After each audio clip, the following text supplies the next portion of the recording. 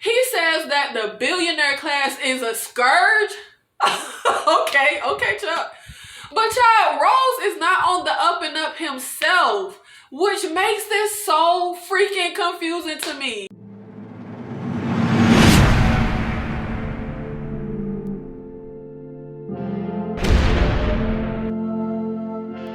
What's up? It's Nikki. Welcome to my channel, or welcome back to my channel. In this video, I will be reviewing season 6, episode 2 of the Showtime series Billions. So the vibe this season is definitely different, and I was questioning it at first, but I really am starting to get into this season now, especially because it seems that Prince may be a little more than I initially thought. It may be a little more than meets the eye with him.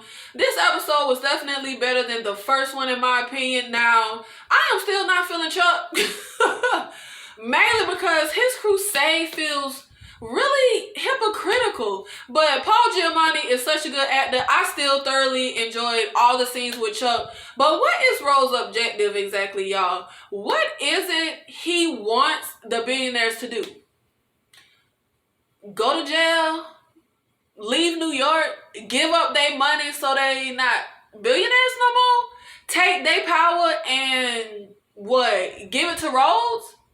I'm not sure exactly like what is the end game. Now, the first time we see Rose this episode, it's just a short scene of him just watching a Gene Hackman movie. Child, maybe I'm not smart enough for this show, but I ain't get it. Like, I thought that was odd. He don't even speak in the scene. He just watching TV. What was the point of this? What am I missing, y'all?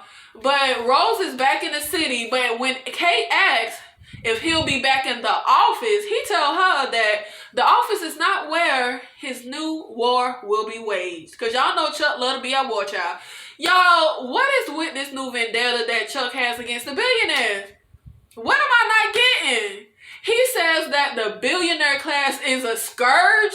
okay, Chuck. But child, Rose is not on the up and up himself, which makes this so freaking confusing to me. And he was working with the powerful and wealthy. That guy, I can't remember his name, who died of cancer, who was backing Rose as governor. But anyway, so Chuck goes to a meeting being held by the head of the doorman and custodial union, and they got all the doormen. They are in negotiations for their wages because of working through the pandemic, etc. Chuck offers to go to bat for them in these negotiations, getting them back hazard pay, etc. Rose loved to give a dang speech, child. He loved to give a speech. But hey, it was a good speech. It was a good speech. He gave the doorman. He got them niggas fired up. So the doorman end up being offered a 2% raise, which the head of the doorman union is happy about. But Rose tells the board that if they will not agree to 5%, then the negotiations are nothing but a cruel charade. And I mean, he kind of right. 2% increase really ain't ish. When you think about it, that really ain't ish. So at the meeting is Lazara, I think that's how they say his name, one of the billionaires in the building, and he speaks for all the residents. Yo, so residents who live in a building pay the doorman's salary? I didn't know that. That confused me. But pretty much, Lazara runs the show. He run the show, child, and they end the meeting not agreeing to the 5%. Of course, the union guy is upset. He said that his guys would have been happy with the 2%. Rose tells him they need to go on strike. And y'all, when the guy refuses, Rose threatens him. Like, are you kidding me? You know, something about they tips that they ain't tax or something. But see, y'all, this what I mean. I don't know, y'all. Maybe I'm just not smart enough for the ish, but it's not making any sense. How is Rose any better than the billionaires? These people already ain't making much money. I don't want to claim my little tips. Rose and the billionaires are using their power for their agenda. I'm not seeing the difference. Rose does not give an inch about the doorman. Only his personal agenda. So the doorman go on strike. Rose goes to see Lazaro because the doorman end up ending the strike, but little does Lazaro know, Rose has video of him bribing the head of the union to get them to call off the strike. But y'all, see, that's what I be talking about. What is the difference between Rose threatening old boy and Lazaro bribing old boy? I don't see the difference. Y'all, am I an idiot? They both used what they had at their disposal to get the guy to do what it is they wanted him to do. Whether it was the power Chuck has of the law and investigating people, or the power the old boy got of his money. So Chuck threatens Lazaro that he will leak this story to the press. So Lazaro agrees to the 5% increase and to be in Rose's corner down the line. But y'all, Chuck still gives the story to the reporter. Chuck calls the billionaires the criminal class, but really, Chuck just always gotta be at war with somebody, child. He got a problem. Okay, y'all, I think I may have read Prince a little wrong. He goes to the crew with the game plan to go against a huge, like, $30 million company who he discovered uses unethical labor, right? He instructs them to short the stock, and they gonna make it where they, out this information, and where the athletes stop wearing their clothes, denounce the company for unethical practices, fans will follow suit, stock will drop, etc. Taylor ends up going to Wendy and telling her that Ryan ran the numbers and she's not sure, and Taylor's not sure if they should take the results to Prince or not, because Taylor isn't sure if this is a test to trust him versus confront him.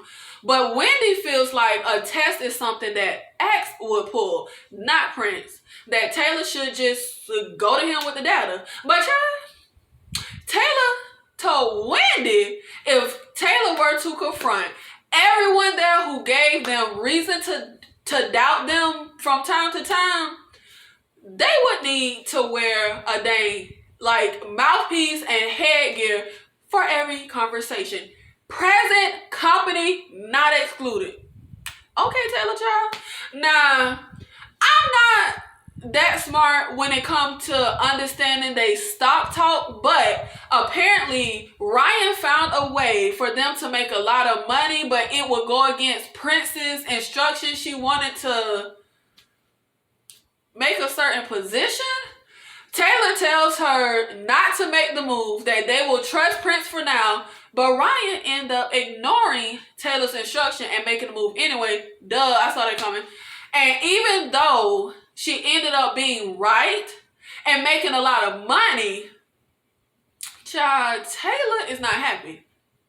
She not happy that Ryan made the move and went against what Taylor told her, and they end up going to Wendy and telling Wendy that they thinking about firing Ryan. That Ryan took several positions she was told not to. Taylor tells Wendy that Ryan has not adjusted to the new way because she is unwilling or unable. But Wendy asks Taylor if they have adjusted because firing Ryan sounds exactly like something that Axe would do. Now, why we keep popping Axe up in this, bro?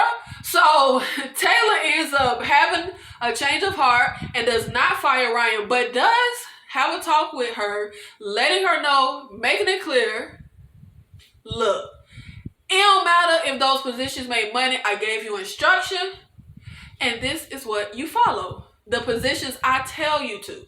Now, Prince's plan was working like a charm. Top athletes were speaking out, denouncing the company for unethical practices. The stock was falling, etc. But monkey wrench in the plans.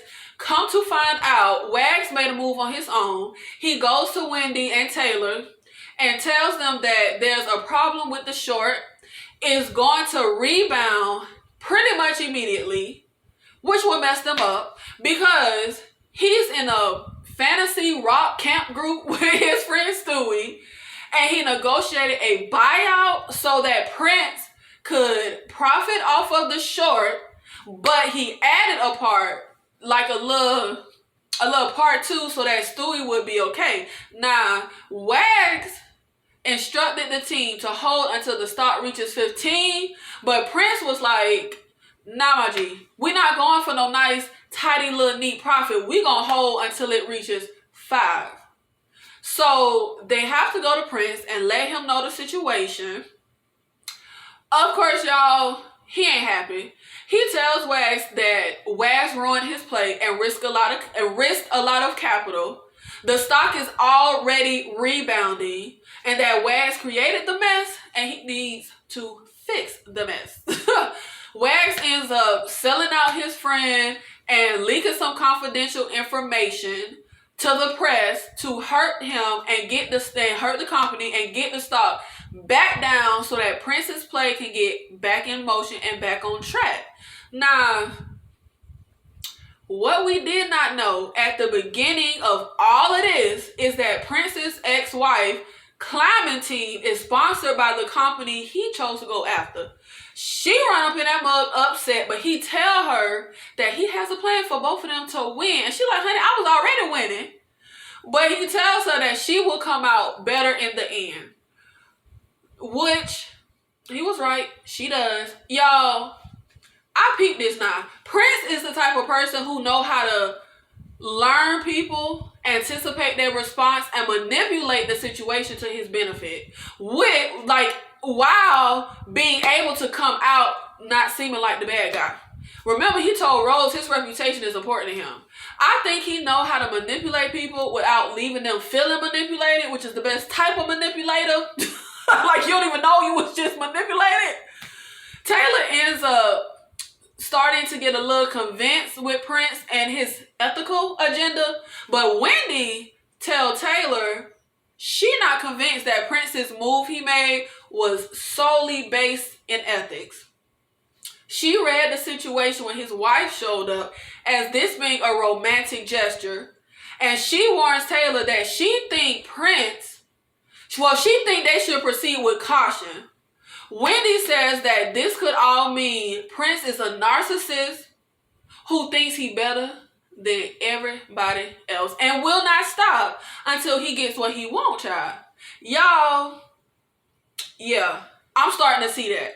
In the end, Prince is able to get his wife to agree to have dinner with him, which at the top of the episode, when he asked her to dinner, child, she declined. And she was like, we're not going to do that. So, yeah, he got exactly what he wanted. He a little smooth operator.